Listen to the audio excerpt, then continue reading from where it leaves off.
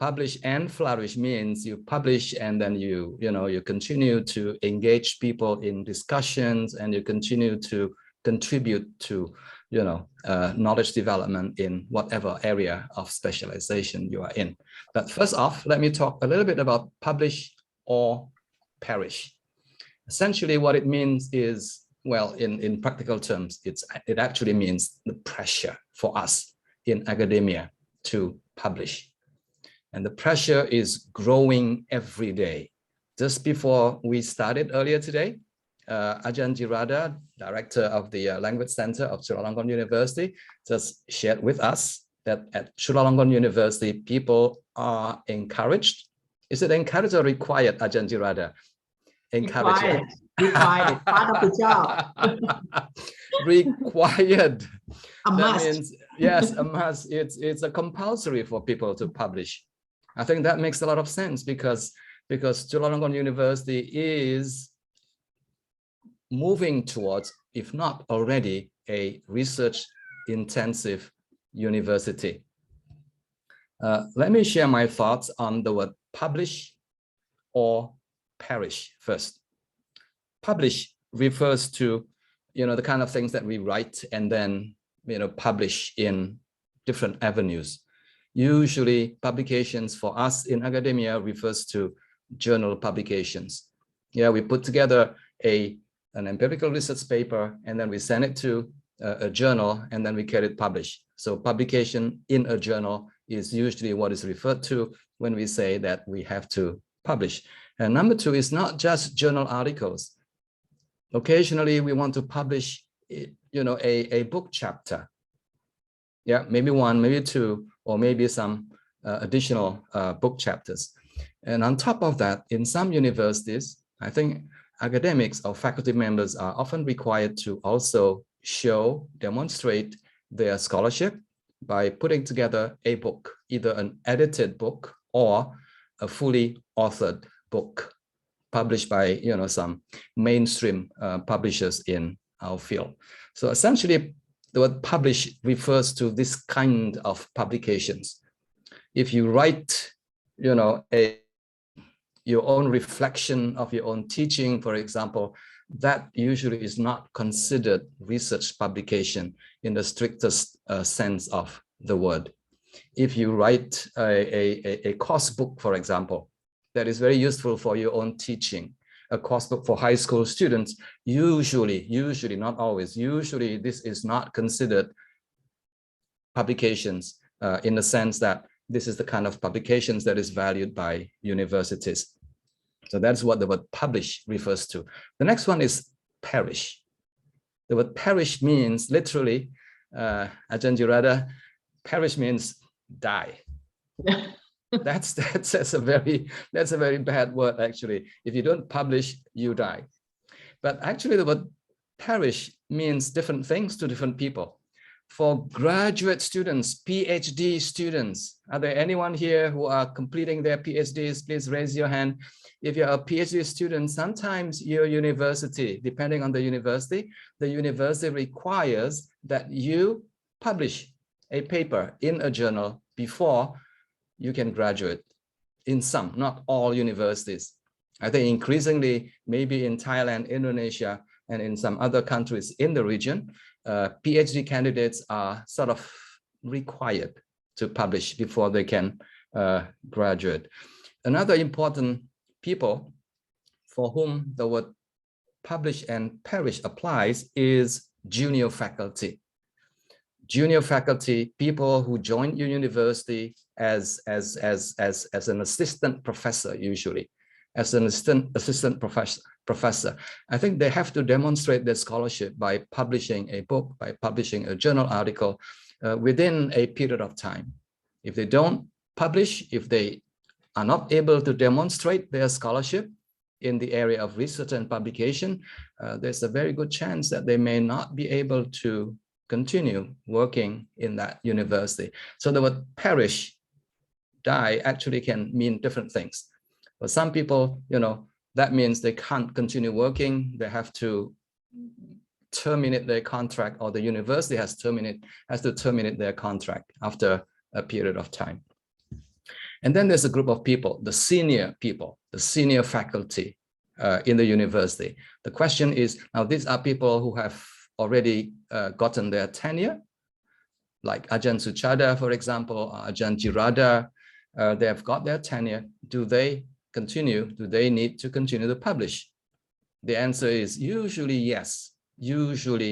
yes, although it's not compulsory for them, but I think it's very good for them to continue to contribute to, knowledge development, knowledge creation in their respective areas of studies and specialization. I'm sure that people like Jirada, I don't think she can sit still. I think she will be very unhappy if you ask her to sit still and not do anything. For her, publishing means also flourishing academically. To flourish means to continue to grow, personally, and also to continue to engage people in the academia to join her in the joy of publication. Last point that I want to make is this. Some of you work in universities that require you to do a lot of teaching. Very important. Your teaching hours may be 20 hours a week, and that's way too many, but that is pretty common for people working in teaching universities. Now, if you teach in teaching universities, usually it's not really compulsory, it's not really a requirement, it's more like an encouragement for you to publish. Yeah, but if you work in a research intensive university, usually the top 50 universities in the world are considered research intensive university. It just so happens that my university is part of that, top 20 universities in the world. It's a research university, and it has become a very, very important criteria in recruiting new faculty members and also in determining whether new faculty members that have been hired will eventually get tenure. And that is where the term perish comes into the picture. Seriously, if you don't make it within 5-6 years, if you are not able to demonstrate your scholarship, if you're not able to show that you have published a lot of journal articles in good journals, in top tier journals, then by the end of year number 5 or year number 6, the university will send you a letter to say that maybe there's a bad, match between you and the university, and maybe you should go and join other universities, maybe teaching university. And that's not a bad thing, actually, because I've seen people who don't make it, who don't get their tenure, and then they move and change jobs and find a nice place, a teaching university, and they begin to flourish. Actually, they begin to publish a lot more, and they begin to be able to do a lot more research, the kind of research that is of interest to the individual. So, ladies and gentlemen, I think that's the first thing that we need to understand. Publish and perish applies to some people, but not all of them. And the word perish can mean different things to different people. And for the more senior people like Ajahn Jirada, Ajahn Roby, Ajahn Suchada, and Ajahn Tom Robb, for us, it's more like flourishing in our work, in our, in our daily job as a university professor. Thank you so much. That's a bit long, but very insightful, I hope. Ajahn Suchada, your audio is off.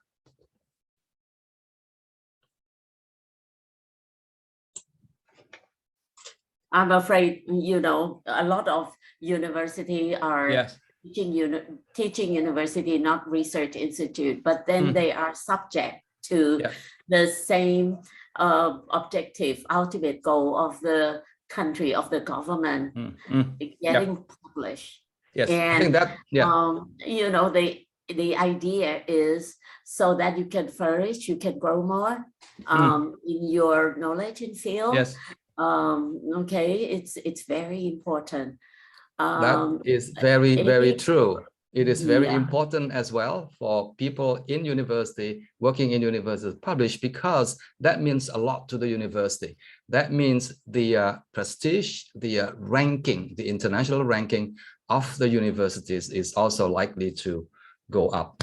And nowadays, there's a lot of competition, and universities try the best they can to encourage and also require their faculty members to publish. And one of the goals is to increase the visibility of the university. Yeah.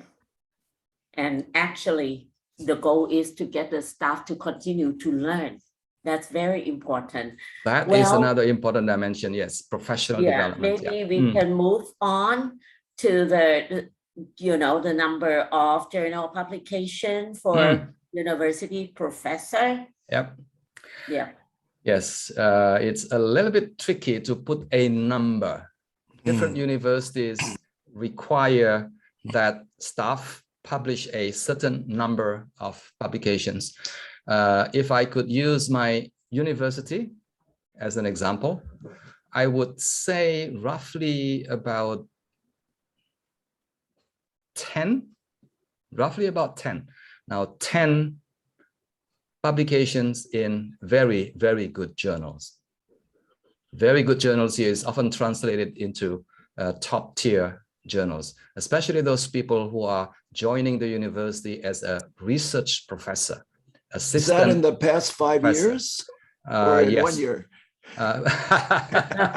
If you can do it in 1 year, that'd be good. I think yes, within the 10-year clock usually is about 6 years, 6 to 7 years.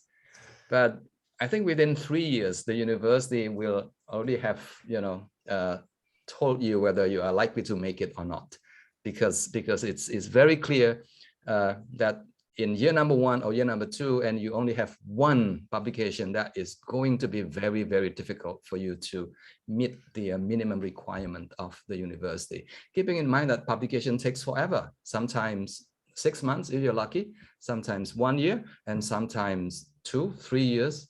If your initial paper manuscript get rejected, then it can take much longer. Or sometimes it's accepted, but takes 2 years before they can publish it because there's a backlog. That's true. Yeah, that's true. But there are some journals who do online first. So, which will give you the DOI, and then you can, copy and paste that DOI when you're reporting, the performance. That's true. Yes. But number alone is not the most important indicator. I said roughly about 10, roughly. That could be journal articles and also maybe a book and plus 1 or 2 chapters. But more importantly is that your publications appear in high impact journals, usually measured in terms of the impact factor of the journals. These days, my university require that every year during the appraisal period, we have to indicate whether or not our published papers appear in top journals in our area of specialization. And then we also have to indicate whether or not, during the 10-year period, you are able to generate a number of citations as well. I know it's a number game, and some people actually don't like the number game, but it's something that universities are using because that is a very simple, very easy indicators for people. So for associate professor, for people moving from assistant to associate professor, I would say the expectations, again, I can't put a figure, put my finger on a number, usually about up to 500 citations, up to around there, for people who are already associate professors, and if they want to move up to full professors, I think they probably need about 2,000, 3,000 citations. That's lifetime, not in the past 5 years, right? That's true. Yes. That's after, because there's no additional 10-year clock for people moving from associate to full professor. Our friend here, Robb, if you look at his citation figure, is very high. But that's a lifetime's work, Tom? Not 5 years. Right. Okay, it seems like Singapore is very strict, very strict. In Thailand, we are lucky, huh, folks? Everybody in Thailand, if you look at Rajagijjanubeksa, the requirement for university lecturer, there are options. There are options, but one of the options is getting published. Research, at least one research article to be sure for assistant professorship, and it's progressive as you move up the ladder of your career. Okay, let's move on to the next issue. The journal, the type of academic journal, research versus practice-oriented, local, regional, international, high versus low impact. Maybe we can address this to Tom. Sure, but you just said it all. Those are the kinds of journals. No, actually, the most important thing is the paper that you're going to write needs to match the content and the style of the journal you wish to publish it in. So if the journal has, for example, lots of statistics and so forth, then your paper has to have lots of statistics. If it's more a conceptual journal, then it's much freer on what you can post. But you want to have one, it's best to publish in a journal that has a very narrow theme related to your topic. So for example, applied linguistics is very wide, but pragmatics is much narrower. Then you take something like TESOL Quarterly, which will publish anything related to the learning of English as a second or additional language. But it's the hardest to get into, one of the hardest to get into. So you need to focus on the journal that is similar to what you want to publish. And that means not only deciding, okay, this is a journal that is suitable, but also that when you write it, you match their style and the length and all of these other factors. And you can get that information by reading their subscription information, submission information, and also by reading a number of other papers that are in your own field. And then try to do it exactly the same way, then it will look very familiar to the reviewers, and perhaps you'll get a favorable review from them. That's all I basically have to say. Oh, I should mention also, in addition to the impact factor, another factor is which quarter it is in. Scopus has all the journals that qualify for Scopus divided into 4 equal quarters. So, of course, the important ones are Q1.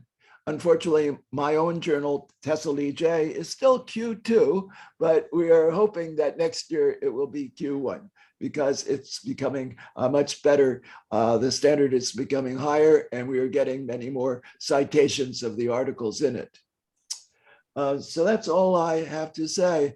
Ajahn Suchada, go ahead and let's go on to the next topic. Thank you very much. Oh, I should add one thing. I apologize for being a bit late. It was a time zone issue. That's okay. We know the time difference. We understand the time difference. Robbie, can you help us? Sure. The next topic. Well, in this, maybe the participant would like to hear more about the matching, the business of matching your expertise, your experience, your research to the type of journal. Publication. Yeah. Is it? Okay. Yes. So maybe, is it okay if I share screen? Yes, okay. Yeah. Please do. Okay. All right. Can everybody see that? Yes. Yes. Okay, awesome.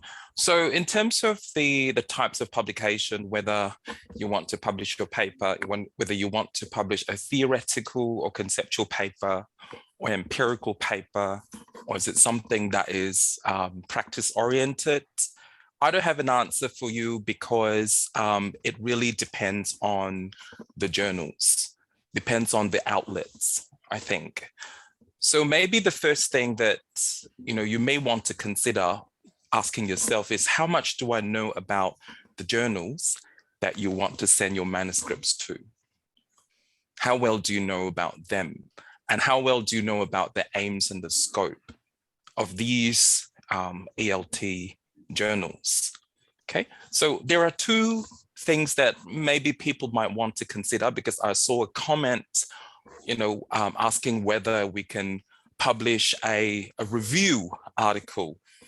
Yes, depending on the journals again. So if I were you, firstly, especially for junior faculty members or emergent or emerging scholars, I think, first of all, we need to do our homework by looking at the scope of the journal.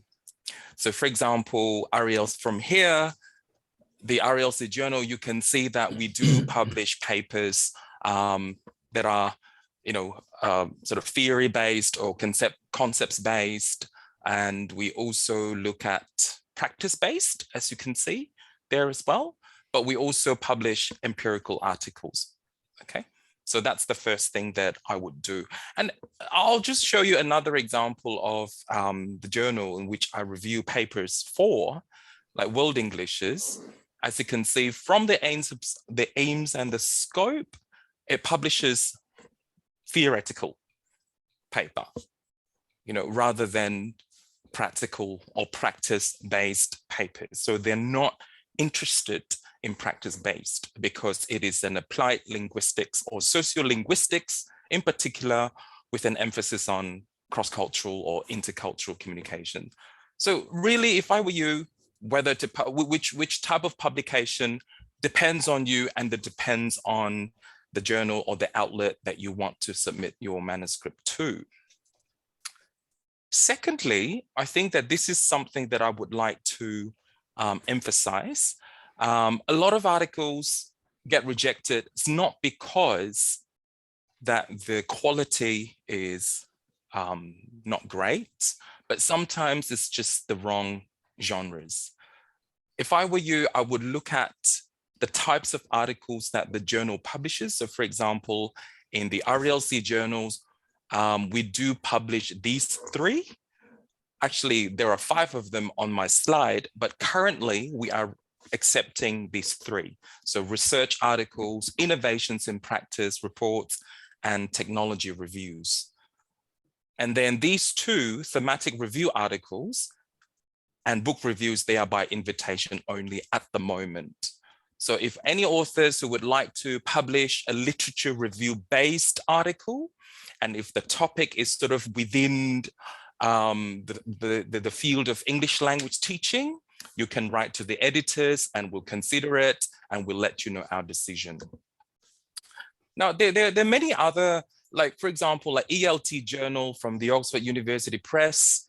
They also publish different types of articles, which you can see here. And each article type or each type of article has its own written convention. So there's one that really focuses on practice. There's also one that is sort of quite theoretical, conceptual, which you can see here in the ELT journal.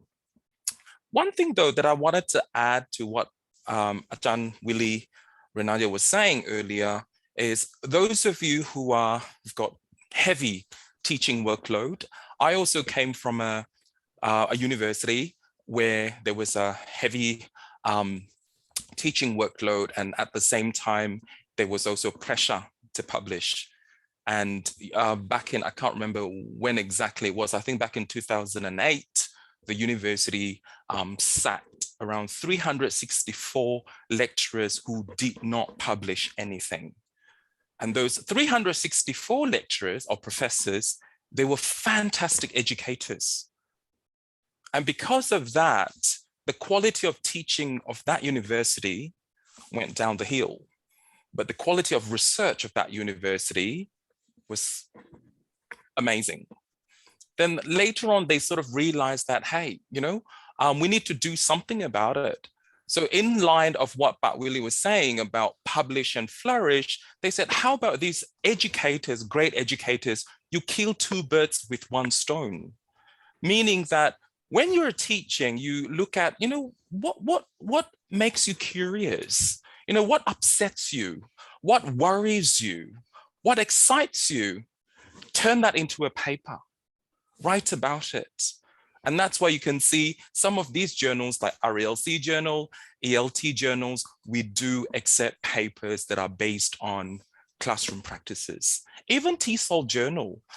Recently, I was asked to review one paper, a type of article called Classroom Exploration, because the teacher was writing about their stories, their experiences of teaching. They've tried this particular approach and they want people to know about it.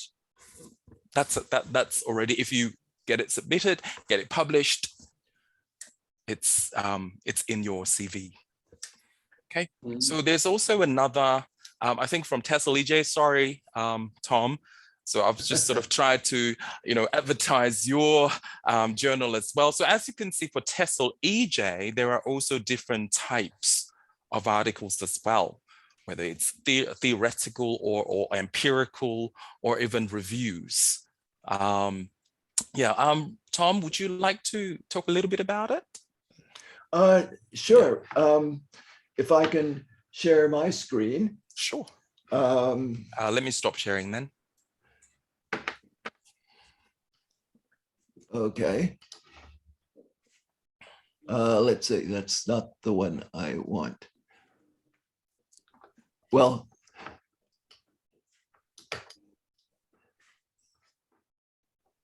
okay, I'll just do this one. It shows my whole screen rather than just a document. But this is the current issue, which was our 100th issue, actually. You can see the balloons here to celebrate it. And these are our feature articles, which cover many, many different fields, book reviews, and we have one media review. So and on the internet is a special column about how the internet is affecting teaching. So it covers many different types of articles that are not media reviews, but are more expansive about how it is actually affecting our teaching.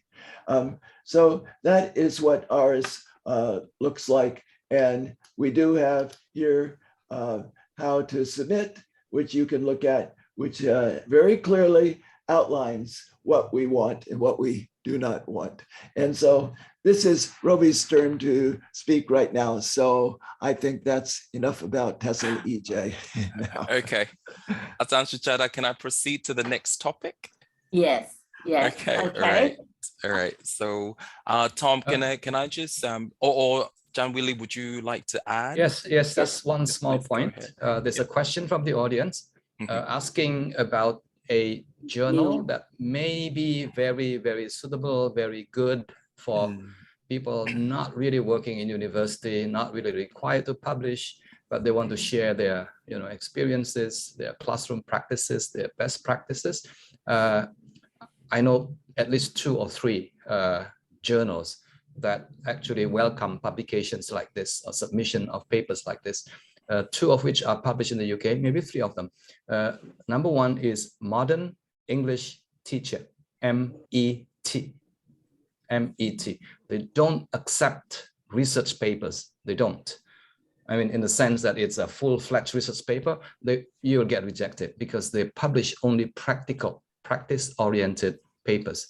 So something like 2 or 3 pages long, something that you feel is of interest, not just to you. Remember this, because this is an international publication, something that will be of interest to a wider language educators from different parts of the world.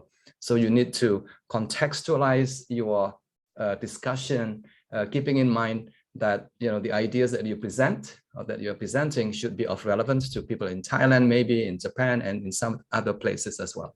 So you will need to frame the discussion in that way. So MET is one of them. They accept 2 or 3 pages long. papers. I have published like 2 or 3 there, very, very short. And it was really, really a lot of fun for me to write a short paper. Very easy to do, the kind of paper that I can do in maybe 2 or 3 days, and then send it to them and get published. The other journal, also very practice oriented, is English Teaching Professional. It looks more like a magazine, actually, magazine for teachers. Now, what I like about this first 2 journals or periodicals is that they have a very, very large readership. And that is one of the sources of our happiness, actually, when we publish and a lot of people actually know and read the paper, not in terms of citations, but in terms of number of people who actually read your papers. And there's another one, this one is on an online journal. It's called Humanizing Language Teaching. Humanizing Language Teaching, yes, I think that's the name of the journal. Again, these 3 journals have, the rejection rate is not very high. As long as you write, what you write makes a lot of sense to you and to other people in language education, they'll be very happy to hear perspectives from, places in the world, from Thailand, Indonesia, and other places. Yes, Tom. If I could jump in here, I'd like to go back to what you mentioned about it being an international journal. So the paper itself needs to be international. This is one of the biggest problems that we have at TESOL EJ. Is somebody will write about problems with the educational system in Vietnam, and they don't talk about anywhere else in the world, except in the literature review, they might talk about it, but the conclusions and so forth has nothing there for anybody who's not in Vietnam. It needs to be related. You can say, there are similar issues in this country, and this country, and this country tried to solve the issue, but in this way or something, rather than just talking about your country. So if you're only going to be talking about Thailand, publish it in a Thai journal or a regional journal. That's where your readership is. So there's no reason for somebody in Mexico to read about the problem you're having in Thailand. So please consider the scope of your article. It's possible to make it wider, perhaps, or decide on a more local journal for it. Thank you. Okay. There is a question asked, before the session here, that does that means that the international journal wouldn't accept research article that replicate, multi-site type of research? Would that be applicable to the international research journal as well? You conduct, my colleague conduct the research on collaboration in Vietnam, and the Thai staff also do the same. Would that be considered for the international journal? It's a research, but it replicates the study that has been carried out elsewhere. Tom, please go ahead. I think replication studies are not being done enough, but when you do a replication study, it's never a complete replication. You're using a different population of students, for example, usually in a different country. So it is relevant in that sense, because you're trying to broaden the scope of the relevance of what this study did by adding more information. So I think, yes, replication studies are welcome, because they're never quite the same, and they're providing more information and strengthening the findings, hopefully. And also, I think that those who would like to publish a replication study, I think it's important for you to make it very clear that it is a replication study. And that you are approaching it, this is in a different context, and this different context have different stories to tell, and therefore this study is crucial. for example. In fact, you might say that replication studies should be recommended for people who are trying to get published, because there the methodology is already set out for you. The references are all there. You have to, of course, bring them up to date and so forth. So a lot of the work is already done for you. That's right. That's right. Yes, I agree fully with you that there have not been enough replication studies in our field. But if you look at other areas of disciplines like the sciences, medical, journals, I think you will be able to see a lot of replications there. Yeah. Because it is through replications that we are able to actually confirm our initial hypothesis, assumption about things. After 10 or 20 studies have been done on the same topic, then we can be, sure that, okay, our hypothesis is now confirmed by so many studies. Number two, another point, very important. For some reason, there are certain biases among us, editors, reviewers. They don't like to see the word replicate. That being the case, please do not use the word replicate. I would suggest that you use the word an extension of an earlier study. Or you can say something like, my study was inspired by an earlier study conducted by Roby Marlina, 2023 or 2021, because you're replicating. Yeah. And you can always add an additional research questions. And people do not like us to use exact, same research questions in another study.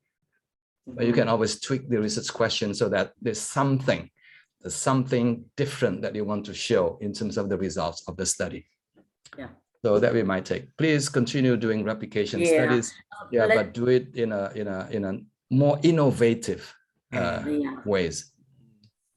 Very, very useful points here. You have made very useful point for participants.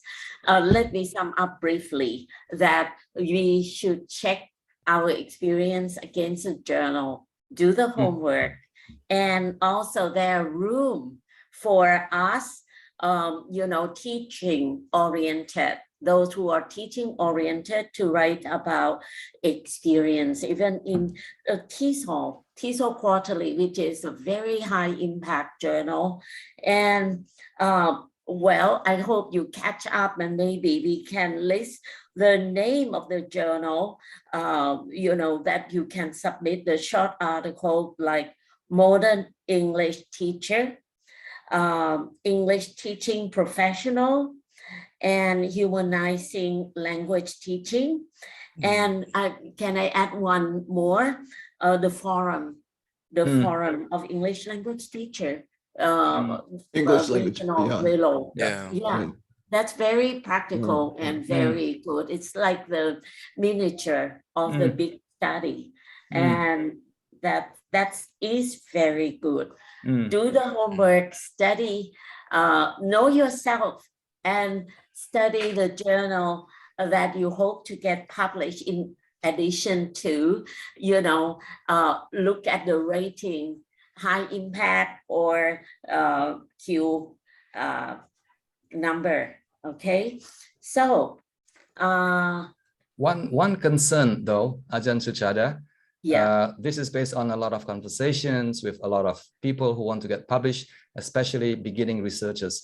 They seem to be aiming for getting their papers published in an indexed journal.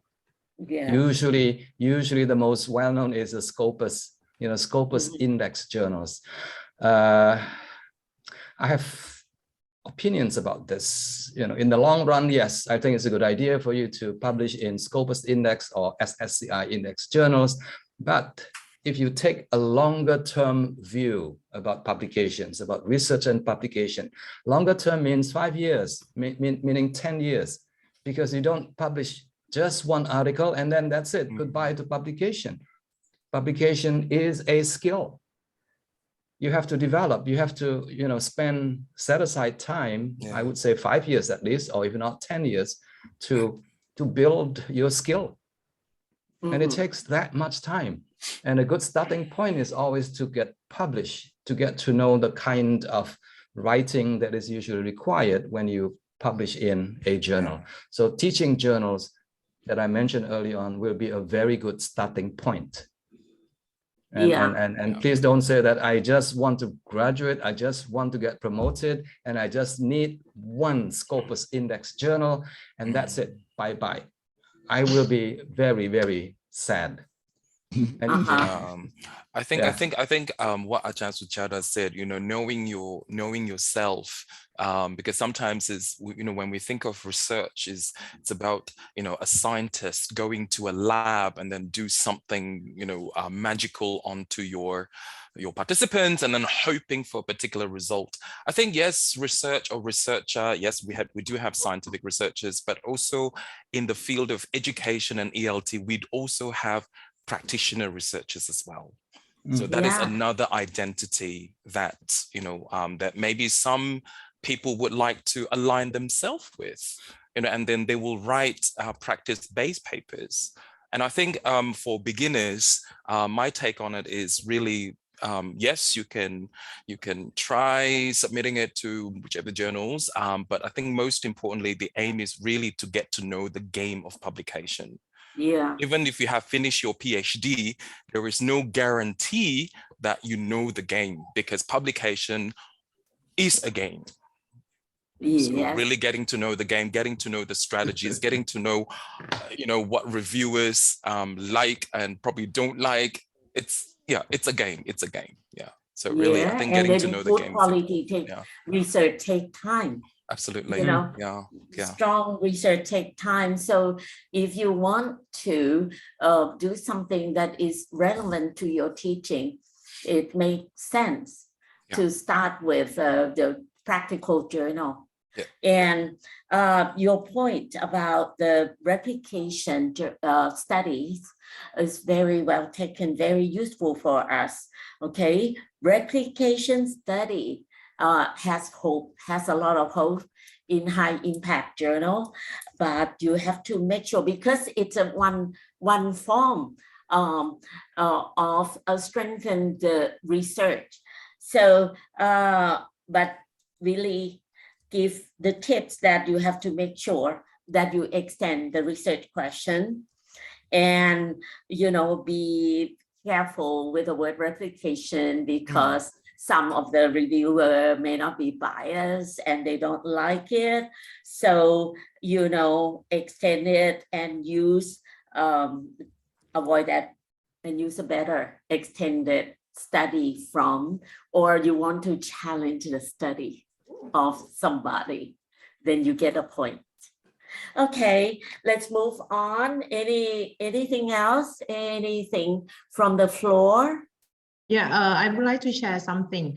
I think I'd like to extend from the Roby Marlina's opinion about the game. And I think it's a subjective game, not the objective one. Absolutely. You probably get the comments ranging from reject to resubmit to minor revision to major revision in the same paper. So I just like to ask, how can the juniors take the feedback comments from the editor? When you get the comments ranging from the minor one to the resubmitting one, and then how far you can respond to the each comment. Tom, you want to go first? Yeah, we get that a lot. And you get one reviewer who says accept submission, and another one that says reject. And one of the says, it needs a lot of work on the language and so forth. Part of that is the quality of the reviewers. And that's not an issue just with TESOL EJ, but other journals. So you ask for reviewers, but until you've actually had them review a few journals and you've seen what they produce, you can't really know how good they are going to be. I just had one, and he's reviewed from our journal, and I thought he was good at reviewing. We always give them between 1 and 5 stars, depending on how good they are. So when we're looking for a reviewer, we can find a good reviewer, but also we we give a 5-star reviewer, and then maybe a 3-star reviewer, and somebody who has never reviewed before. Because if you never give anybody new a chance to review, you'll never know if they're good at reviewing, right? So anyway, but this person, he was rated highly as a reviewer, but then he submitted an article, and it was so full of mistakes, formatting issues, too many statistics that were irrelevant to the point of the paper and so forth. I asked him 3 times to rewrite it, and he still couldn't do it. This is the reverse of what we were just talking about.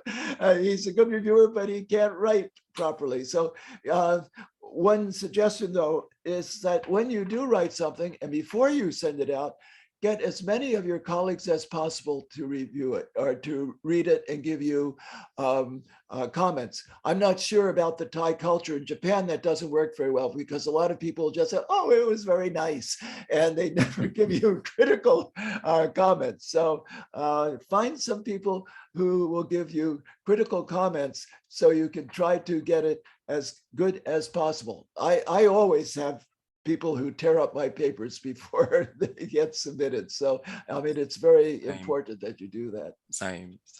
Yeah. Also, I think that to respond to what Ajahn Jirada said earlier, so how do you respond to comments that call for major revision, minor revision, or things like that? But one thing that I would like to say is there is that sort of nature of dialogues in publication. So reviewers or authors do have the rights to write back to the editors, or saying that, well, thank you for the suggestions and thank you for these, and I have revised in this way, but there are certain areas that probably I can't because blah, blah, blah, blah, blah, you know. Yeah. So I think that it's more about justification. Like, how do you respond to the feedback in a sort of well-justified manner? So one day I submitted one paper to one, Q1 journal, and then of course they returned with a decision major revision. But when I looked at the comments, well, some of the comments, it's not that I couldn't accept it, it's just that maybe the reviewers have failed to, look at certain aspects of my paper. So I would highlight it, write it back to the editors, and the editors say, yep, you're right. The reviewers haven't actually looked at this, haven't considered this, so he would accept it. So at the end of the day, it's really the dialogues between the editor as well as the authors, So yeah. I can add that in the Tessely J situation, it's just not me, the editor, and then the authors. We have 9 co-editors, and they take charge of his paper. They're the ones that take the comments that come back from the viewers. They choose the reviewers, take the comments, and they don't necessarily have to give the judgments of evaluations of each reviewer to the author. And they have the right to go back to a reviewer and ask about something, or even not show a review if they think somebody is completely off the wall. So they consider this when they're reaching out to the author or providing the information. And it's a co-editor's job to try to steer it towards publication. You find some reviewers want to change the research into something they want, and they give suggestions which are not really suitable for, for the study in its current state. Yeah. But so, Willy, sorry, Willy, I think Ajahn Willy, but Willy, do you want to share your view of rejection being a good friend? I think that you've been talking about that in a lot of webinars. Yeah, rejection is not a bad thing. Actually, that's an opportunity for you to learn to relook at your paper. And I think we have to say that we are very fortunate in language education. People like you and me in TESOL, ELT, we are very fortunate because there are hundreds, if not thousands of journals out there. Yeah. So if your paper do not get accepted by one journal, it can mean 2 things. Number one, maybe there's a bad match between your paper and that journal. And maybe you just need to find, another place for you to send your journal to. Well, of course, it can also mean that your paper is not very good. I mean, we have to admit at one point, if your paper is not very good, then you have to admit that it's not very good. But that always, brings another opportunity for you to, relook, revise, and look at things from a different perspective. Yeah. So rejection is not a bad thing. Speaking of which, Tom Robb probably didn't remember, my student and I submitted a paper to his journal and it got rejected. And, I was very happy that it was rejected. Maybe it wasn't Tom, although I know him very well, but this is, something that we need to know. Knowing the editor doesn't mean that your paper will get accepted. Right? I won't unfriend you or anything, Tom. Well, You're still my good friends. Yeah. There were co-editors involved there, so it wasn't my decision only. But I'd like to take exception to one thing that you just said about there being thousands of journals. There are, but many of them are not legitimate. Right. Willy has written quite a bit about piracy, or not piracy. What are they called? Predatory journals. And there, it's very easy to get your paper published. As long as you have the money, you send it in. They'll say received February 26th, accepted for publication February 28th, published March 2nd, and sometimes they say they're peer reviewed, but they aren't. So you need to be sure that what you are publishing in is going to be respected by your faculty, because if you put down a predatory journal on your CV, they'll catch it and they'll just say, no, this one doesn't count. Yeah, at my university, only Scopus and ISI indexed, not you cannot be in any others, they scope down, only 2 options. So the more important thing is how to make it part of your routine job. Publication, research, writing is part of your routine job. It's like not the celebration at the end of the year. So how can make it like a part of your everyday life is very important. You write every day, 1 paragraph a day, and come back and revise. This is more challenging than finishing the paper and submit to the journal. And there are many journals out there, we know that, but the more important thing, how to encourage the juniors to get it done and accept, reject decision. I think this is very challenging. For the first time, I told my colleagues that, if you get major revision, we can go celebrate. This is very good news. Major revision is the best. We cannot expect the minor one or the accept without any revision. Impossible. Okay. Do you have any comments? When we get some feedback that is, how do we call that? Not good enough. For example, once the context in your study, only 1 school is not enough. You should have done more than 1 school. So, but actually your unit of analysis is just only 1 classroom in 1 school. But the feedback is impossible to revise or make it any better. What is your recommendation on the things that when we get feedback, we seem like this is not so good? Try another journal or write the feedback, respond to the editor. What is your recommendation? I think you have said it, Ajahn Jirada. Number 1 is write back to the editor and justify, your decision to use only 1 school. I think 1 school is more than enough, if you ask me. 1 school, like even 1 school, 5 teachers. That's more than enough. So you can write back to the editor, giving justifications. If the editor is not sympathetic, then take it elsewhere. I mean, you send it to another journal. I think that is what usually happens. But again, it's going to take a bit of time. And junior faculty usually do not have a lot of time because of the tenure clock that is ticking. And very fast. If you are in year number 4 or number 5, the clock is ticking very fast. And because of that, ladies and gentlemen, I think we need to strategize. We need to strategize. Do not bet your life on 1 journal article. Always a bad idea. Right. If you want to be successful in your career as a research professor. You know, if you want to get promoted to associate professor, then at any 1 year, you need to have 1 paper accepted, 1 paper under review, and 1 paper that you are starting to work on. I mean, this is usually the expectations. I know it's not easy, but if you are able to keep that pace, that means 1 paper published every year, guaranteed. Yeah, Okay. and that requires a lot of planning. Requires a lot of work as well. And if your university gives you a lot of teaching hours, what you can do is you write a petition. Tell them, hey, don't tell me to teach so many hours. I'm busy working on my papers. One Very thing you useful, can do though. Always inspiring, really. I think it so much depends on the policy of the journal, You know, there are different policy.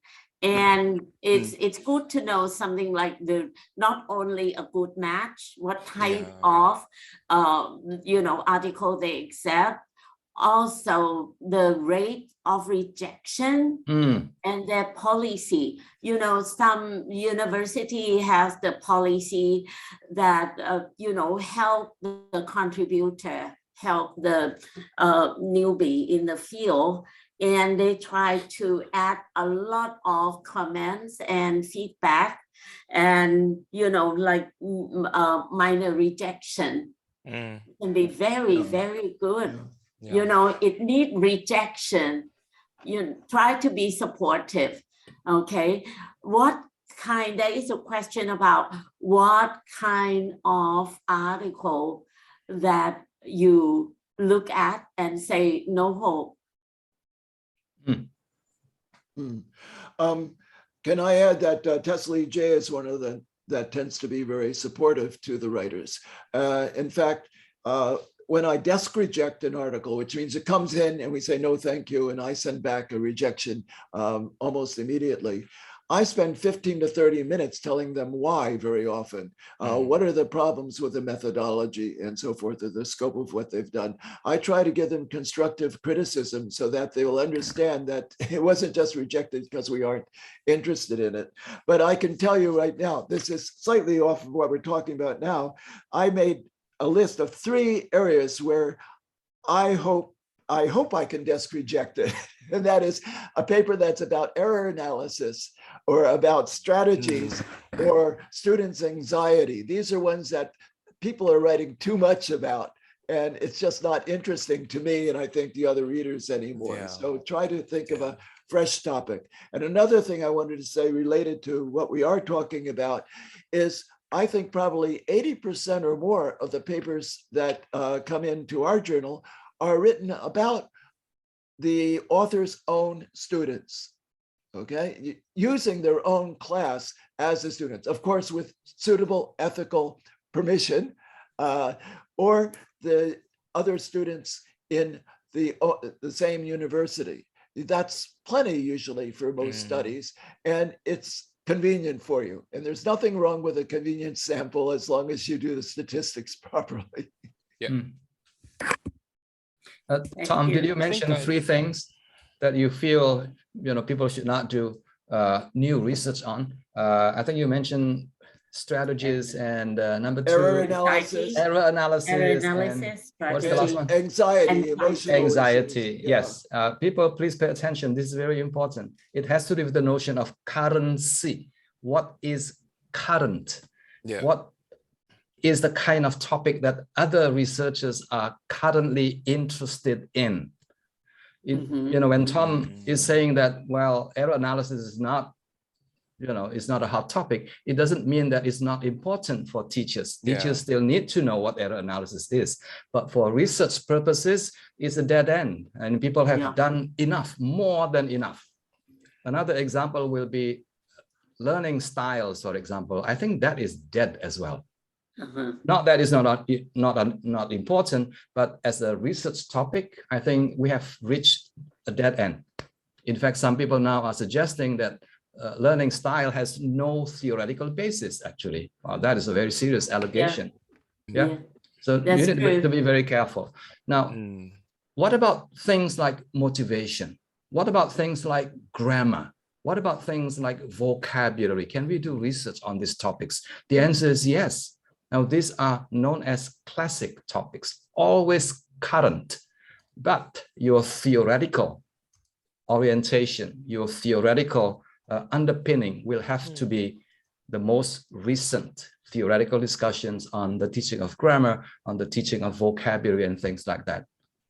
When you look at motivation, for example, I mean, this is a topic that will always be viable, always be important. It doesn't matter whether you teach language or any other things in education. Motivation continues to be important, but your theoretical orientation is very important. I think you need to pick the right one and the most recent one that people are still discussing.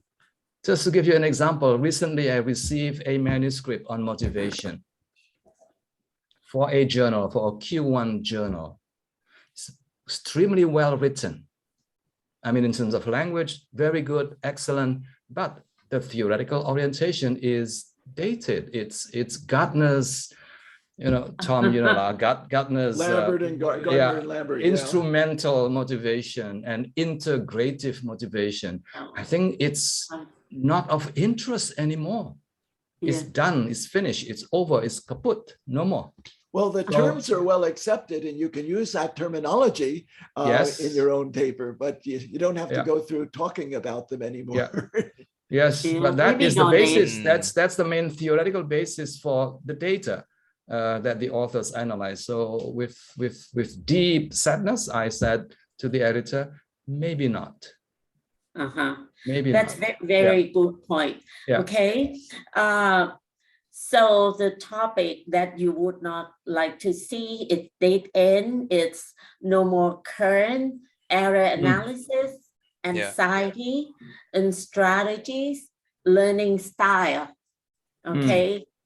We have to remember that. And convenience sampling is still usable. It's always well usable. Some people bias and think convenience sampling is not something valid, reliable, something like that. And data from your own classroom is always interesting. Right? Are you saying that? And topic like motivation, grammar, vocabulary related to the class or the students can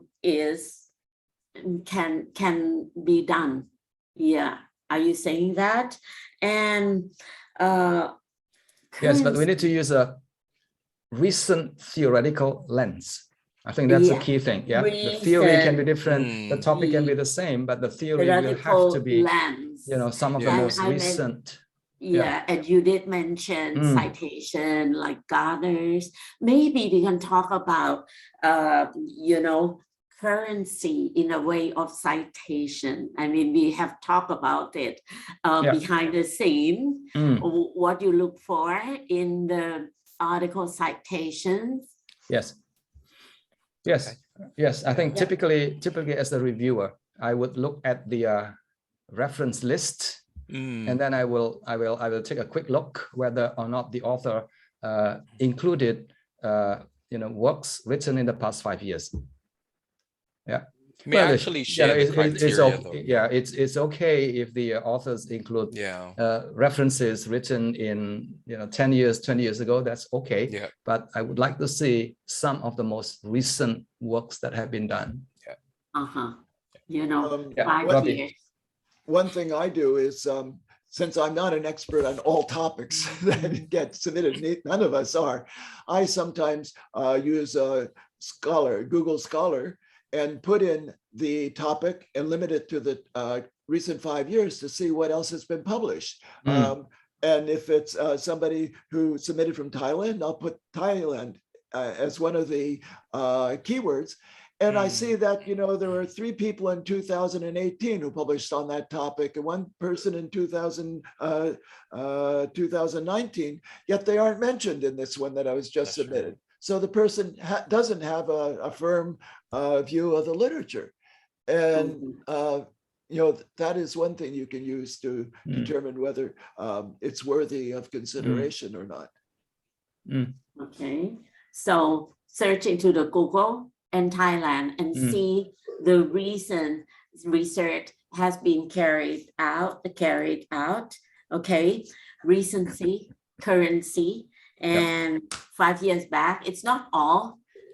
You can still cite the classic studies, but a lot of studies should be, current 5 years. Right. Okay. And that includes in the literature review. They don't have to start back from the beginning of English education, right?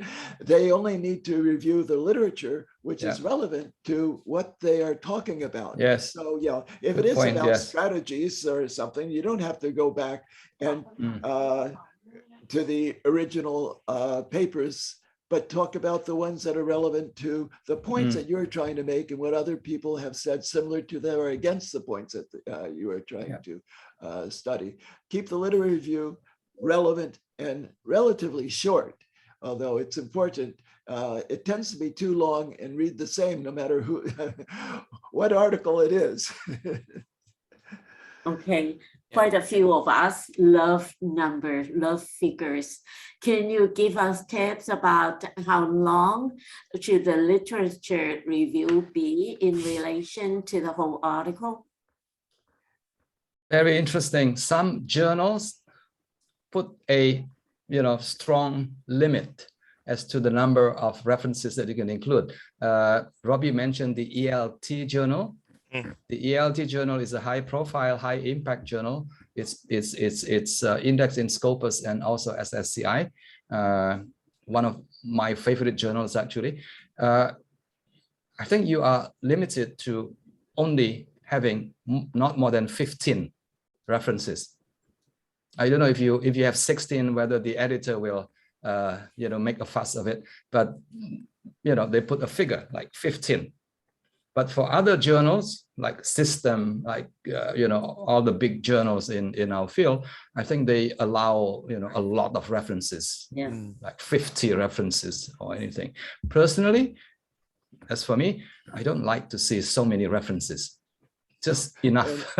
And what I don't like to see is citations that are the author's own articles, self-citations. It's actually slightly unethical if they're irrelevant to the topic. But a person usually writes on the same topic for several articles. Then they put them all in, see author A, 2015, 2016, 2017.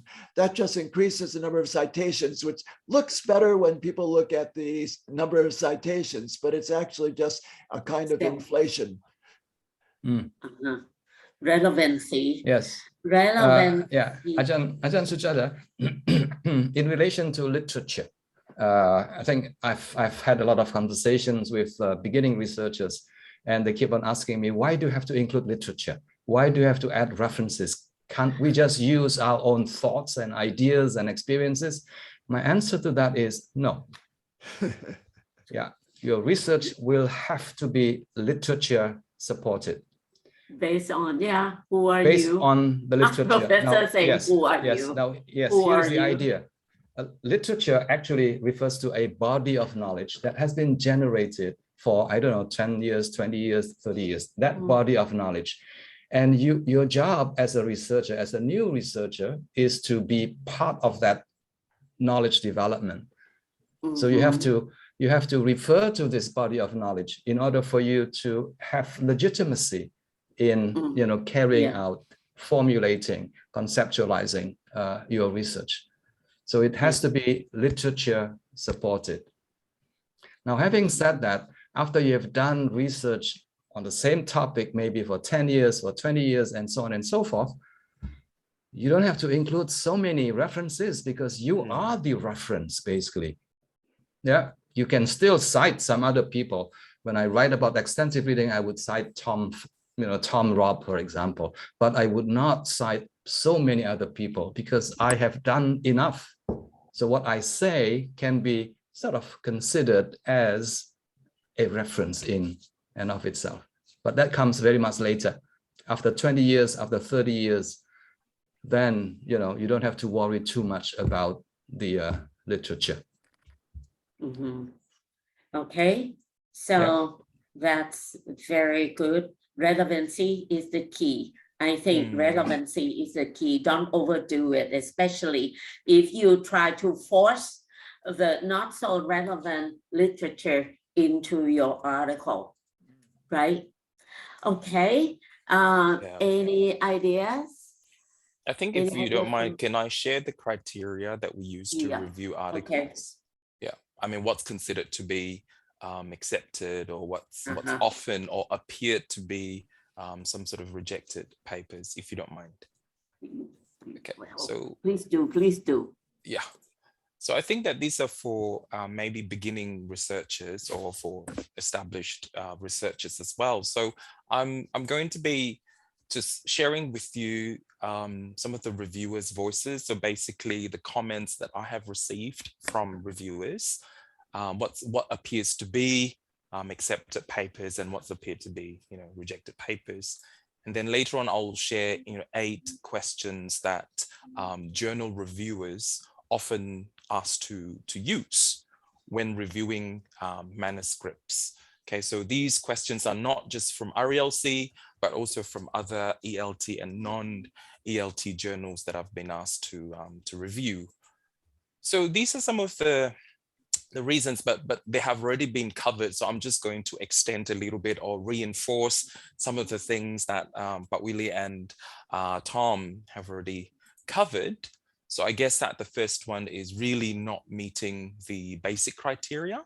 So things like anonymity, word length, formatting, you know, plagiarism. So please do check the journal's requirements. Every journal, a publisher has its own conventions. So please, once again, do your homework. Find out more about the journals before you submit. Like TESOL-EJ has its own convention. RELC journal also has its own convention. So please do check.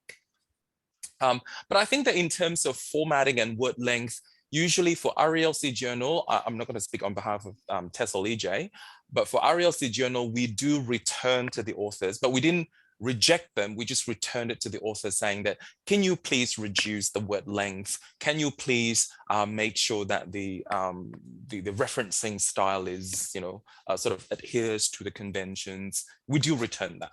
But we didn't say, I'm sorry, I cannot accept your paper because blah, blah, blah, blah.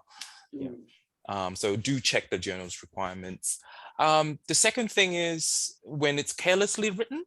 So this is one of the reviews when there are intolerable linguistic errors. Yes, we are aware that when we write, especially when you get carried away, you tend to forget, you know, what you've written.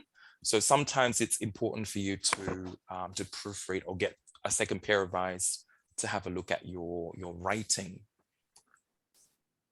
And I think this is what Willy said earlier. So citing outdated literature.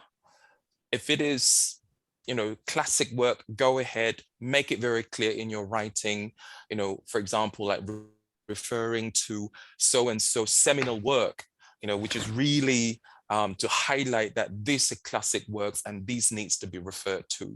Otherwise, the editors or the reviewers will just reject it on the basis of, you know, literature being not updated. And I think this is probably what I mean, a lot of reviewers tend to reject article because of that reason. So it's overpopulated with statistical findings, lots and lots of numerical interpretations. I mean, this is not a mathematics journal. It's a language education journal or language teaching journal. So how do those maths, those numbers help us understand the researched phenomenon? I think that's really important. Or maybe some interview excerpts with no explanation, hoping that the reviewers would understand, or they'll probably think that the interviews excerpts are self-explanatory. Well, it's not. So you need to help us see, you know, what the interview excerpts are telling you. So I think that I like to use this sort of framework, if you like. So what are the interviews? What did the participants say? So what? Implications, now what? So what can be done in practice, for example. And I think I've got two more. I guess that these are also, but Willy said earlier, what are the gaps? Don't just simply say, well, little is known about these particular studies without actually supporting it with existing works. We need to know as well. Reviewers need to know, well, is it because of, and have you read the literature enough? So I've just rejected one, not I just rejected, but two reviewers just rejected one paper that I sent out. This author claimed that this is the very first study in the world. And then the reviewers wrote back and said, I'm sorry, it's not. These are the list of studies that have already been done. And I'm sorry, that's not the case. And usually, I think I have to say this out loud, and I already did in another webinar. So when you send in your papers, usually to me or to RLC Journal, usually I would look at the people that you have cited the most, and the paper will go to them. Because they're the ones who can sort of, you know, but usually they will say, but sometimes they'll say no, sometimes they'll say yes. So please be, you know, very careful when you highlight that, well, this is the gap. Okay, support it, justify it. And please, please, please, please, please do not say these. To the best of our knowledge, no research has been done. Well, how do you know? So again, those reviewers, they'll come back and say, well, unfortunately, I have seen this research and you haven't, you know, blah, blah, blah. So, and I think the last one is methodology, too simplistic. So for example, if you're researching something very complex, something that is dynamic and fluid, things like identity, for example, which is a very popular topic in applied linguistics and language teaching, teachers' identity, learners' identities in relation to whatever. Now, is it enough just to use interviews? So this is the sort of thing that they will ask, or the reviewers will question, you know.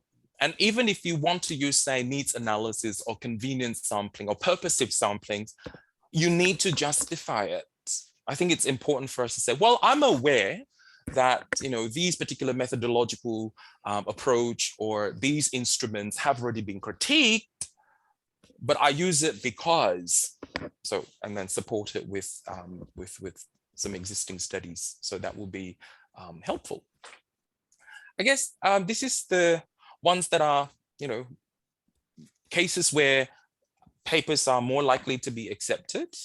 So one is addressing the real needs. So I know that the word real is subjective, but this is where your context comes in, your review of existing studies in your context comes in, and it has to be engaging, well justified, current, like what Willy was saying earlier, and currencies, relevance. If you talk about motivation, great. It has, we have received a large number of manuscripts on motivation. Unfortunately, we have to reject because they're still using, you know, very outdated literature. And even recently, there is one publication on, you know, I think the title is Towards the Non-Dichotomous View of Motivation, where motivation is not just simply being divided neatly into sort of like extrinsic or extrinsic things like that. It's fluid, it's dynamic, it's blurry. So motivation is no longer yes, you're motivated, or no, you're not motivated. It's fluid, you know. Yeah. So it's something that research editors would like to see. Have you taken this into account, for example? You know, and then of course meeting the standards of academic writing. I mean, this is not something I need to lecture you on, but usually when the academic writing is not that great, we're likely to reject it. Okay, So my last 2 slides, if you don't mind, these are the sort of 8 questions, and please feel free, Willy and Tom, Nathan Suchada, to chime in as well. So I've sort of compiled them into 8 because 8 is a good number for us Chinese. Sorry for being superstitious. For us as well, for you too. Oh, great, awesome. Okay, so firstly, does the manuscript identify, justify, and respond to the gaps in the field of inquiry? And does the manuscript include and review recent, relevant, and reliable literature? So the 3 R's: recent, relevant, and reliable. If you can remember 3 R's, that's enough. And does it offer new, I really don't like the word new, or I don't like the word groundbreaking, but anything different, insights, or information to justify the publication. And did you explain and justify these matters, the theory that you're using, the concepts that you're referring to, the methodological matters? Are the interpretations, conclusions justified? So maths, for example, or your statistics, are they being explained clearly? And are those limitations and future research directions clearly stated? Because one needs to know that no research is perfect. So please do highlight some of the limitations and what needs to be done in future. This is more, this really depends. Number 7, is there a strong relationship between theory and pedagogical practice? Actually, just to let you know, this is from TESOL Quarterly or TESOL Journal. This is the question that they use. So when you write about students' anxiety or global Englishes, for example, yes, wonderful theories, wonderful concepts, but what are the implications for practice? Is it something that is actionable? You know, so recently there's one paper on willingness to communicate, which is another popular topic. And the implications are, well, just get students to talk, or just use pair work, or just use discussions. You know, straight away the reviewers say, no, I'm sorry, the implications are not actionable, are not different from whatever that has already been said. So make sure that there is that that relationship. I think, Tom, I wanted to say something about implications for other contexts. RELC Journal, because of our mission, which is to publish to help language educators and researchers in the region, we do accept papers that, for example, that writes about Thailand or the Philippines or Myanmar. We do accept those papers like context-based, like case study type. However, there needs to be some a section where you explain the international relevance, the regional relevance. Okay. So wonderful that you can write about Thailand, wonderful that you can write about China, for example. We have published papers from China. Wonderful, but we reject it when there's no relevance at all to international audience. Even in the previous studies, when you write your literature review, in your previous studies, we need to know whether you have also looked at the studies in other contexts and what makes your context unique and special. Yeah. And of course, the last one, as you know, it's all about the language and the technique. So yeah. I think these are the questions that I've sort of managed to compile, and hopefully it will be of use for to the beginning researchers and junior faculty members. Robbie, I have a quick question. Sure. Are you looking for IRB, International Review Board, the document from the IRB? At Chula, we are working a lot on this issue.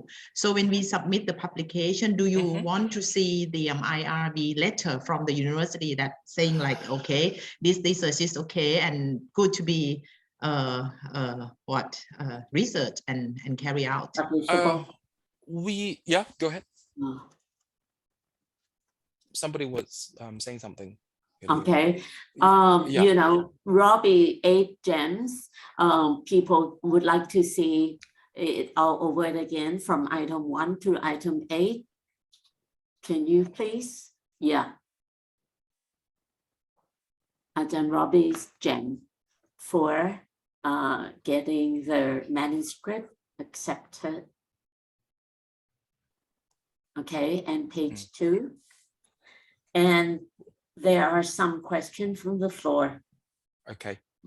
All right. Yeah. So maybe before I address the questions from the floor, Ajahn Jirada, what did you exactly mean by the IRV? Because I haven't encountered that before. You know, at Chula, before you are going to do the research, you have to submit everything to the internal review board. And they will say, yes, your study have no harm to the humans. Right. And The it would ethics take committee. like ages. Okay. And it would take ages for the young scholar and a lot of paperwork. And then when we submit for publication, do you want to see that kind of the paper? Right. Yes. Okay. Thank you for because in Australia, where I was before, we call it the ethics committee's application, whatever outcomes. So usually in the acknowledgements, researchers do write that down. So this research project has already been approved, blah, blah, blah, blah, blah. So yes, usually it's written clearly in the acknowledgements. Yeah. And that is actually being encouraged because I think that the next thing on the item is research ethics, and that's something that we can sort of think about. Yeah. I think we do. Before we move on to that research ethic, we probably should address the question from the floor. Robbie, you mentioned the word, to the best of our knowledge, no research has been carried out. And you said that this is not to be written. The floor would like to know how can we reframe this? Right. Okay. Thank you for that question. I think from Han Jong Sun. Okay. Yes, you can probably reframe it saying, well, little studies has been done, and in brackets, or researchers or a number of scholars or researchers have found that this is the gap, for example. Yeah, or under research. Or I have been under research, or there's been a dearth of research, blah, blah, blah, blah, blah, in brackets. So there needs to be some sort of, we need to be convinced, reviewers need to be convinced that there hasn't been much done on whatever, So, okay. And also there is a question about whether there is a place for the research with insignificant findings. Okay. Yes, certainly, but significant question mark, really. I mean, it's subjective. What do you mean by insignificant, significant? I think this really comes in, especially when you write about the significance of your study, when you justify why you're doing this study, why did you do this study? So the justification really needs to be there, needs to be convincing, and needs to be supported by empirical works. The question, perhaps, Robbie, refers to an empirical study, usually involving an experiment. And the results, and the results are not significant in favor of the experimental group. Do we send non-significant results? I see. Non-significant. Yes. Okay, right. Do you send it in? Why not? Yeah. I would say there are two kinds, though. One is an experiment where somebody has already asserted that such and such is so. And then you do your experiment and you get insignificant results. So now you're proving that what this person said is not really significant. That is an important type of non-significant study. I've seen at least 2 studies, and both on listening strategies, and both showed no significant results, which makes me really very happy, because that has been my my hypothesis that listening strategies for lower proficiency students probably are not very helpful. One appeared in the RLT journal, and the researcher was somebody from Thailand, actually.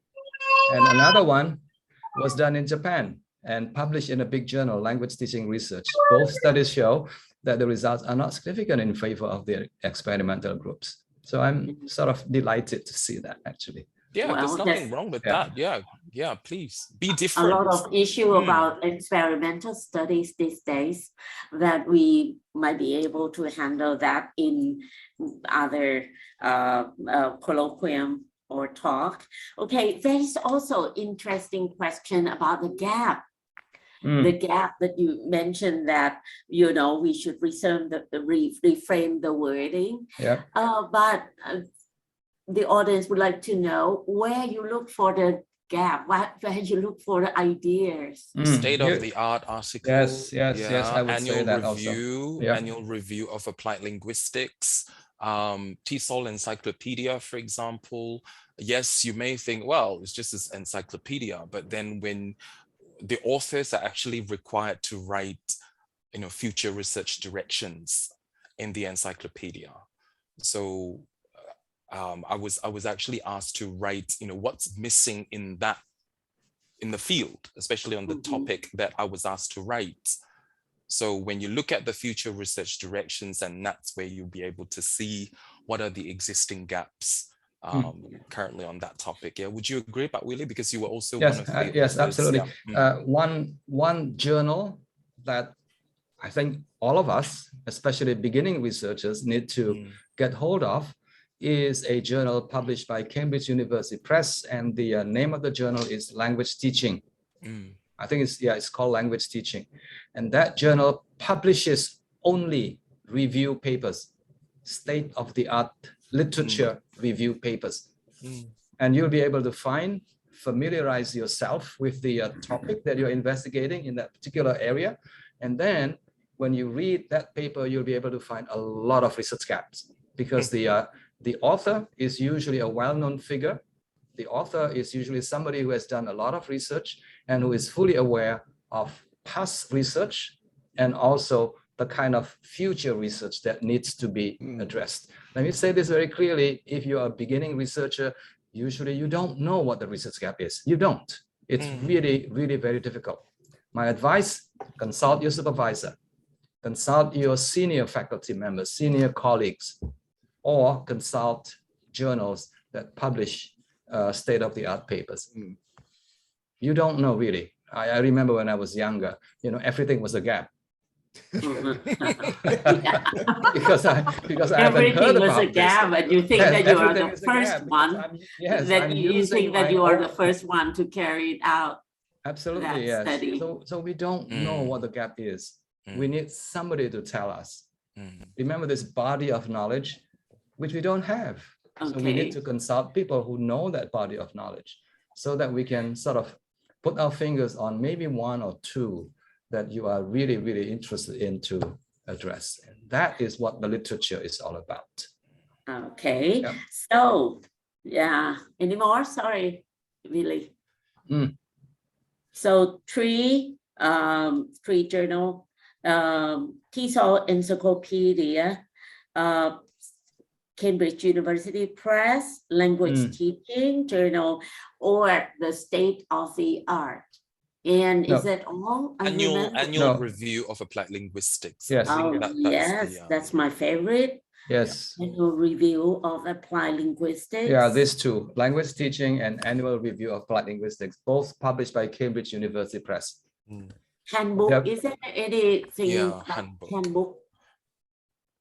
Any publication with the word handbook? I think if you look at handbook, or like handbook of teacher education or handbook of CLIL, I think also they write, you know, extensive, because it serves as an authoritative source, you know, of that particular topic. So usually you will see, you know, future research direction section where it highlights, you know, what's missing and what needs to be done and things like that.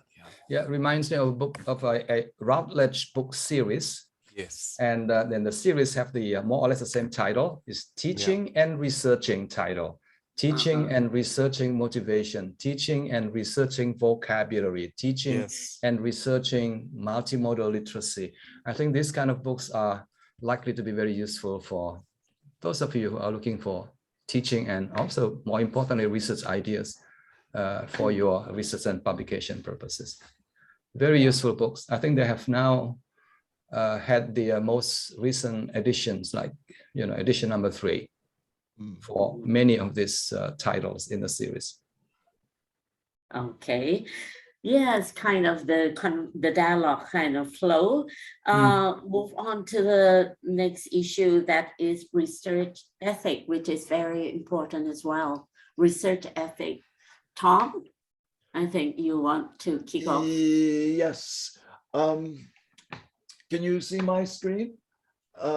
This is from our own TESOL-EJ site. If you go to how to submit, you can see your ethical standards for authors and reviewers, and actually our own editorial responsibilities as well. But relevant here is the author's ethical responsibilities. And you can read this yourself, but I'll just highlight the beginning of each one. Maintaining accurate records of data associated with the manuscript. This you may not think is important, but you need to be able to go back and show people sometimes that your data is valid, or maybe somebody wants to rerun your data to confirm that you have statistically handled it properly.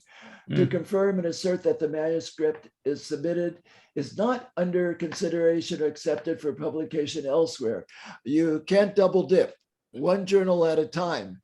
And so if you submit a paper to a journal which has a 1-year turnaround time, you can kiss it goodbye for 1 year, okay? You can't submit it anywhere else. So the turnaround time is something you might want to consider when you're choosing a journal.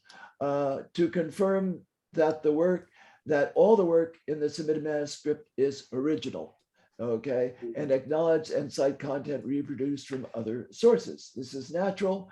And it means no plagiarism, right?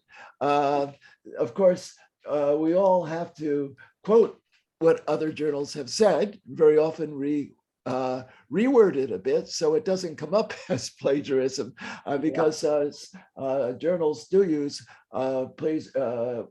plagiarism checkers to see how much is similar to other journals. Authors should ensure that any studies involving human subjects conform to national, local, and institutional laws and requirements. So this is your university ethics board very often. And the ethics requirements vary considerably from culture to culture. When I came to Japan, there wasn't anything called an ethics board in my university. You could do anything you wanted with your students. And actually I did, I think. I'm ashamed to say it, but there were no rules about what you had to do. You didn't have to get any signed permission from them. Of course, I think I treated my students fairly, and they benefited from the research rather than it did not hurt their grades. But anyway, it's changed. Now it's very, very strict. I have to get signatures from all the students who participate and so forth. And then to declare any potential conflicts of interest, okay, that could be considered or viewed as exerting an undue influence on his or her duties at any stage during the publication process.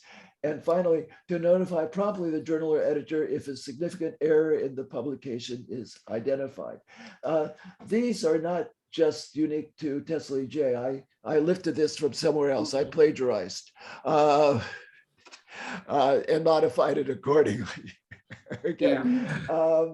And the reviewer's ethical responsibilities, they have responsibilities as well. So these are the most important parts. But to me, the most important thing is you aren't going to hurt your students. You're there.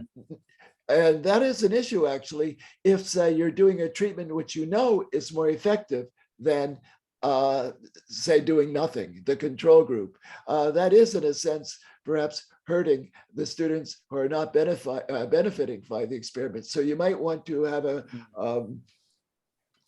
configuration where halfway through the semester, you switch the two around so that they both receive both treatments, for example. There are ways to handle that. So that's my capsule summary of the ethics. Yeah. Okay. Tom, Ethics balance. yeah, Yes. Tom, you probably remember some years back, maybe 20 or 30 years ago, there was a group of researchers who wanted to find out whether drinking alcohol will reduce students' anxiety to speak a foreign language. That kind of study is now considered very unethical. You can't do something like that. And then there's another famous study, a famous sociolinguist actually, who went around video recording people in their naturalistic conversation. That is really a violation of privacy and a lot of other laws and regulations. So these are the kind of things that, set the setting. Concerning the first topic there about drinking, the answer actually is yes, it does work. Anecdotally, I had a student who was actually a TV newscaster, but he was very shy in class. He never said anything. But then one night, I met him when he was drunk in the train station, and he talked a blue streak, and it was fine. But he never did that in class. Okay. Yeah. So ethic prevalence, human subject protection, respect of the identity is a must in the research. Okay. You saying that the video recording of the actual classroom is not to do, right? No, you can with consent. You can, but blow the face, right? You blow the face. With consent. Depends on the situation. Yeah. Or with consent, that is gonna be used. You don't have to blur the faces and not if to it's be for shown you. to others. Yeah. Okay. Yeah. Consent form, that's very important. Okay, we have about 10 minutes. Final tips. Actually, everything the speaker have been saying so far tips, but we like to hear final tips. 2 minutes from each of you. Maybe starting with Willy and Robbie and Tom. Yes, one simple tip is this. Writing is a very challenging, activity, task for everyone. Whether you are a native speaker or a non-native speaker of the language, writing is challenging. And academic writing is super, super challenging. But it doesn't mean that it's impossible. What you need to do is to set aside half an hour a day. Just write about anything, especially related to your research interests. You may want to create a blog for yourself, for example. I think that can be very useful. And write every day, maybe one paragraph. I think Ajahn Jurada also mentioned, write every day. And after 1 year, give yourself 1 year. And after 1 year, you say that I don't enjoy writing, then don't lie. I mean, that's, don't do research, then don't do writing. Writing is not for you. There's nothing wrong with that. But usually after 1 year or 2 years, you will find that writing is enjoyable. It can be very, very enjoyable. It can be therapeutic as well, because you can see your thoughts on paper. Another piece of advice is this: you don't always have to write an empirical, research paper. You don't always have to do a piece of research and then publish an empirical research paper. There are a lot of opportunities for you to write conceptual papers or thought papers. It doesn't mean that it's easier, but it can be done, but it requires a different set of skills and perspectives. One of my best, most widely viewed and most widely read, perhaps, and most widely cited is a very short conceptual paper published in the ELT journal. It came about because I saw a lot of literature on listening strategies, and I wasn't very happy with the findings, with the positions that people have about listening strategies, because what they said actually did not resonate with me. It did not reflect my own experience learning English. But English is not my first language. It's not. I learned English when I was in college, actually, and that was not my experience. So I continued thinking about the issue, and I consulted the literature, and I then put together a thought paper, and I thought I was able to satisfy the reviewers and the editors. And I made a very strong claim there that strategy training may not be the most useful. And the editors and reviewers actually like that. And it got published. So very important for you to go counter, yes. Okay, so Robbie, please. Okay, so tips, okay, I don't have tips, but my tip is probably learn by doing.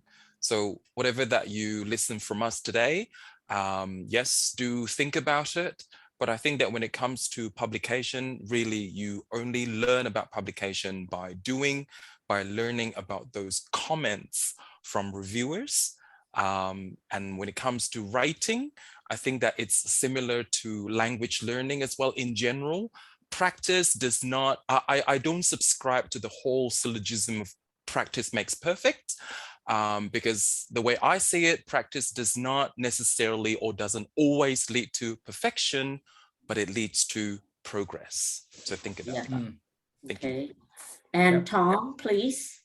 Yes, my suggestion is practical, I think, and that is after you write your paper, don't look at it for a week. Don't send it to anybody. Just leave it there. Because if you look at it with your own 2 eyes again after 1 week, you'll find a lot of issues that you hadn't noticed the first time around. And I just found some proof of this very recently with Tessa Lee J. Our usual system was to accept a paper, have them submit the final version with their names on, and and everything ready for publication. And then we would keep it until we made the HTML version just before publication and say, could you please proofread this? And we only want you to do formatting changes. And invariably, they would want to change this word to that word. Oh, I left out this point, blah, blah, blah. And I realized the reason is because they haven't looked at the paper for 2 months. And so all of a sudden they see things that they hadn't seen before. And so we have decided now that once the paper is accepted and they've submitted their so-called final version, that we will make a PDF version of it immediately and send it to them. And by the time we do that, 2 or 3 weeks will have gone by, but it's still maybe a month before publication. So now they can do their tweaks and it's not going to impact our publication schedule together. So anyway, the longer you can wait, the better it is before you look at it again. Okay. Last parting shot from me. There's a saying which I think is very useful for us, which goes something like this: if you want to go fast, go alone. If you want to go far, go together. I think that has a lot of implication for us. Writing can be a very lonely and can be a very difficult thing to do. But if you have friends to work with, if you have a community, I think that community can be a very powerful, support system for you to grow together with your colleagues or with your teacher friends. And nowadays it's very easy for you to find communities. And one of the best community out there that is available for you to join is this Facebook group called Teacher Voices. And Teacher Voices has more than 12,000 people from all over the world, and they are all language teaching professionals. Yeah, they publish, they share their thoughts, they share their published papers and all that. Teacher Voices. And if you sign up today, it's completely free for you. And tomorrow? tomorrow I'm going to charge you a little, maybe 10 baht. Yes. Okay, thank you so much. The words of wisdom from the 3 speakers: write 30 minutes a day, conceptual your perspective, and then learn by doing, practice and progress, and write anything and sit the paper for some time, and then get the collaboration, form the research group in your organization, and you will get there together go fast and go far if we work together. What word can I have used to thank all the speakers here? Thank you so much. And I turn it over to Ajahn Waralan. Waralan ka? Yes. Yes, thank you very much, moderator. And all the speaker, you could see from the chat box that this is very inspirational and amazing talk. Thank you, Dr. Roby, Marlina, Dr. Thomas Robb, and Dr. Willy Renandya for giving the insightful and informative information today.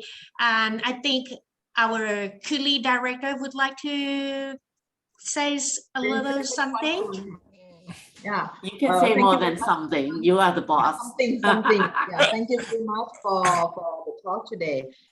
Thank you for Roby, Willy, and Tom, and Ajahn Suchada for being here. And I think we have the mysterious issue, publication issue clarified by the our friends from the field, and we all sure that we will go far and probably go fast. Okay, thank you very much again. Yeah. Thank you so much. Thank you. Yeah. The feedback. Okay, before you leave, may I ask the participant to fill in the evaluation form? You can scan the QR code. Please kindly complete the evaluation form for us, and I will send the link in the chat box. We will really appreciate your help in completing the evaluation.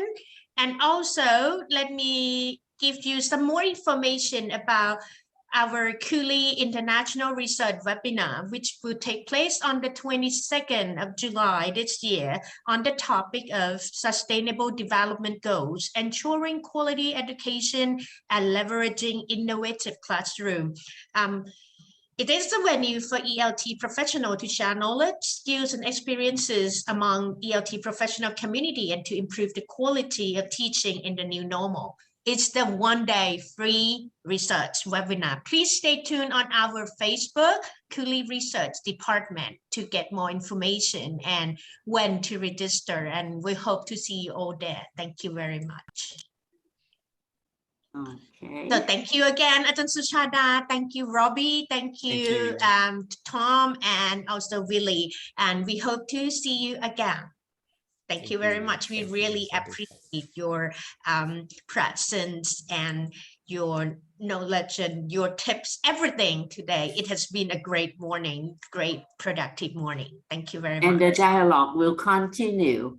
Teacher voices and elsewhere at CULI Research Seminar. Okay, see you there. Yeah, see you soon. Thank you very much, everyone. And, Bye, everyone. Yeah. Bye, everybody. See you again next time, See you July again. 22nd. Sure.